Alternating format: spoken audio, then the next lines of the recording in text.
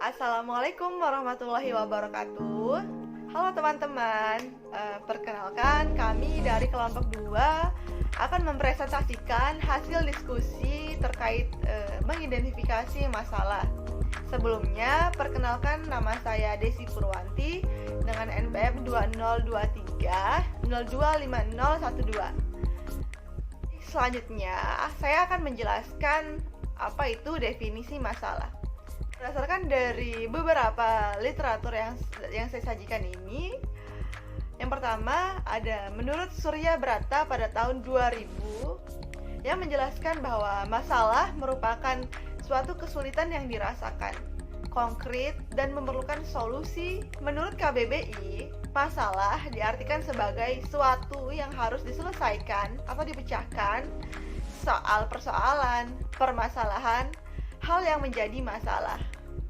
Tidak tercapainya tujuan, biasanya seperti itu.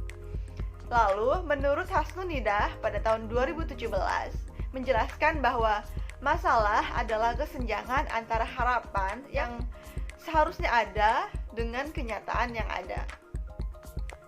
Nah, dari definisi masalah itu, bagaimana sih kita cara untuk mengidentifikasi masalah? Identifikasi masalah adalah mengklasifikasikan informasi yang mengakibatkan munculnya kesenjangan dalam pengetahuan kita. Nah, bila ada hasil-hasil yang bertentangan, selain itu juga ada sesuatu kenyataan dan kita bermaksud untuk menjelaskan melalui penelitian. Sumber-sumber acuan identifikasi masalah itu biasanya pertama, observasi terhadap praktek pendidikan. Di sini, observasi ini maksudnya adalah observasi terhadap praktek pendidikan ini sumber yang kaya akan masalah penelitian. Biasanya, masalah penelitian dapat diangkat dari hasil observasi terhadap hubungan tertentu yang belum tahu atau tidak mempunyai dasar penjelasannya yang memadai. Dan cara-cara yang rutin dalam melakukan suatu tindakan yang didasarkan dari otoritas atau tradisi.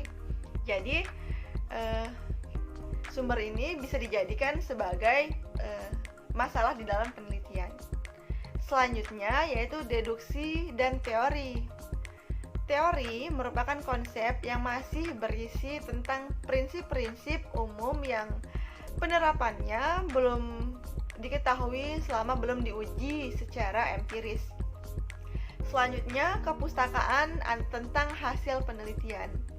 Nah, biasanya untuk mencari masalah di dalam kepustakaan ini, kita bisa mengambil referensi-referensi dari jurnal-jurnal penelitian yang merupakan laporan hasil-hasil penelitian yang dapat dijadikan sebagai sumber masalah. Laporan penelitian yang baik biasanya mencantumkan rekomendasi untuk penelitian lebih lanjut yang berkaitan dengan penelitian tersebut. Selanjutnya yaitu masalah sosial. Masalah sosial yang terjadi terdapat memberikan masalah yang berarti bagi penelitian lain untuk dijadikan masalah penelitian. Situasi praktis ini terutama dalam kaitannya dalam pembuatan mengambil keputusan tertentu. Nah, seringkali mendesak diadakannya penelitian evaluatif. Sumber masalah selanjutnya yaitu pengalaman pribadi. Biasanya, pengalaman pribadi ini memunculkan masalah yang memerlukan jawaban secara empiris untuk mendapatkan pemahaman yang mendalam. Orang yang terlihat secara langsung dalam situasi tertentu lebih peka dalam memahami makna yang berkaitan dengan situasi tersebut. Nah, selanjutnya yaitu pertemuan ilmiah. Nah, sumber masalah di dalam pertemuan ilmiah ini maksudnya ketika kita melakukan pertemuan-pertemuan ilmiah seperti seminar, diskusi, karya, konferensi, dan lain sebagainya. Biasanya peserta-peserta seminar ini dia membawa makalah-makalah yang memecahkan permasalahan menurut bidangnya masing-masing. Biasanya dari beberapa presentasi dari makalah-makalah yang dari peserta tersebut bisa memunculkan ide atau gagasan yang menginspirasi kita untuk melakukan timbul suatu permasalahan. Jadi, sumber-sumber masalah tersebut dapat saling berinteraksi dan melahirkan masalah penelitian.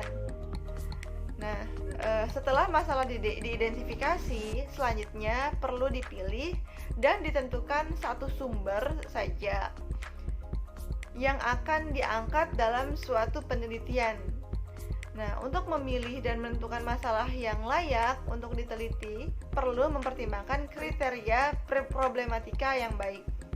Untuk mengetahui kriteria problematika permasalahan yang baik, biasanya masalah ini dipilih berdasarkan pertimbangan pribadi dan praktis. Namun, ada pula kriteria yang bersifat ilmiah yang perlu diperhatikan agar masalah penelitian itu memberikan sumbangan kepada perkembangan pengetahuan.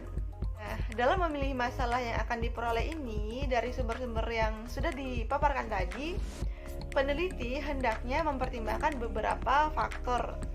Nah, faktor yang pertama biasanya sebaiknya peneliti memilih masalah yang baru agar untuk menghindari adanya duplikasi.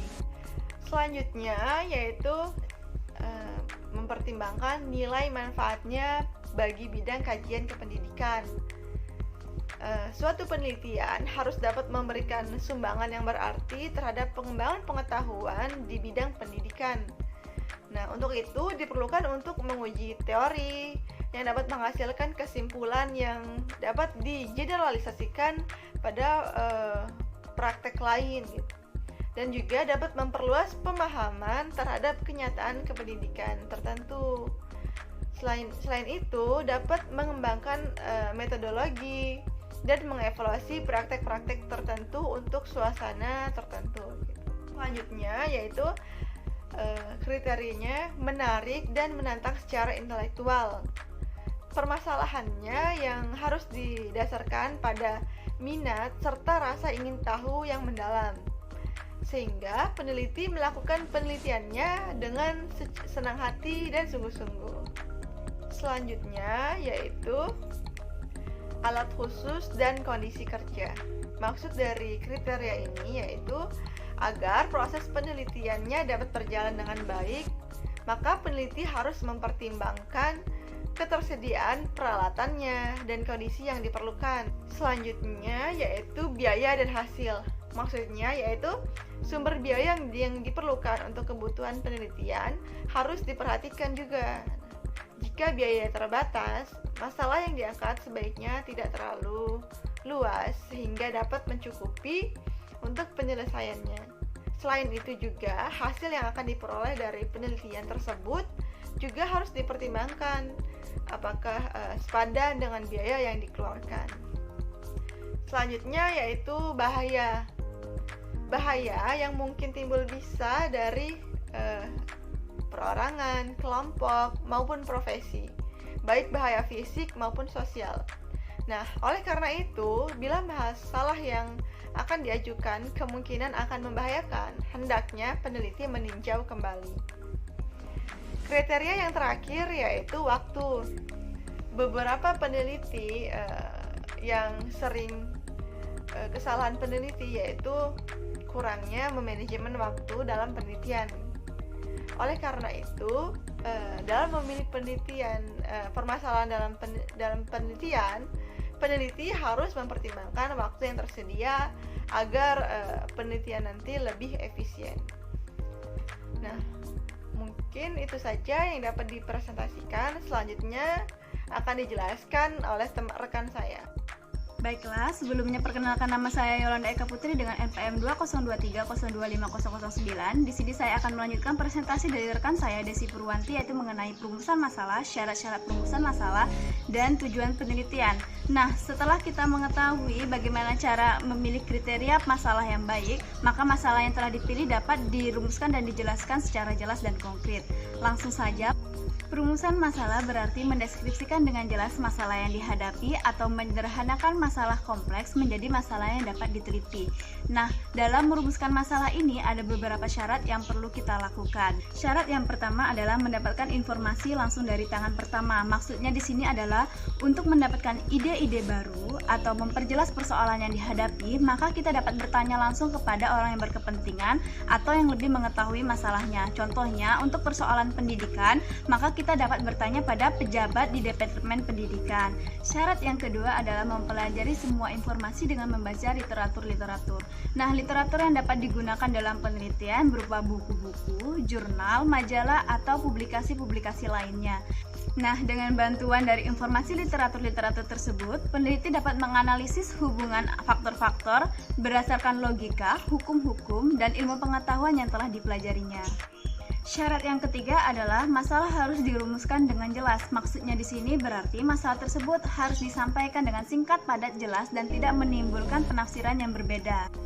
Kemudian untuk syarat yang keempat adalah adanya batasan masalah. Nah, batasan masalah ini bertujuan agar penelitian dapat mengarah ke inti masalah yang sesungguhnya, sehingga penelitian yang dihasilkan akan menjadi lebih tajam dan fokus. Syarat yang kelima adalah rumusan masalah harus saling berkaitan. Maksudnya di sini adalah rumusan masalah tersebut dapat menjelaskan hubungan antara dua variabel ataupun lebih. Syarat yang keenam, rumusan masalah dinyatakan dalam bentuk kalimat tanya. Hal ini bertujuan agar rumusan masalah fokus pada masalah yang ditanyakan. Syarat yang terakhir adalah memberi petunjuk. Artinya di sini rumusan masalah dapat mengarahkan pada solusi dan metode penyelesaiannya.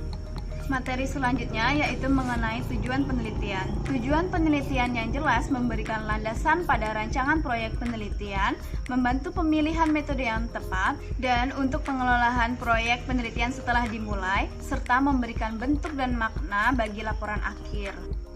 Nah, dengan menentukan tujuan penelitian yang jelas dan spesifik, peneliti dapat menyaring data yang benar-benar diperlukan.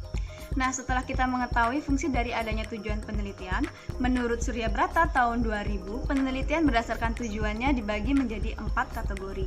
Yang pertama, untuk mendapatkan familiaritas. Yang kedua, untuk mengetahui gambaran tentang sesuatu secara jelas. Yang ketiga, untuk menguji hipotesis-hipotesis. Dan yang ketiga, untuk mendapatkan data secara permanen. Baiklah, hanya itu hasil diskusi yang dapat kami sampaikan. Apabila terdapat kesalahan dalam penyampaiannya, kami mohon maaf. Wabillahi taufiq wal hidayah. Wassalamualaikum warahmatullahi wabarakatuh.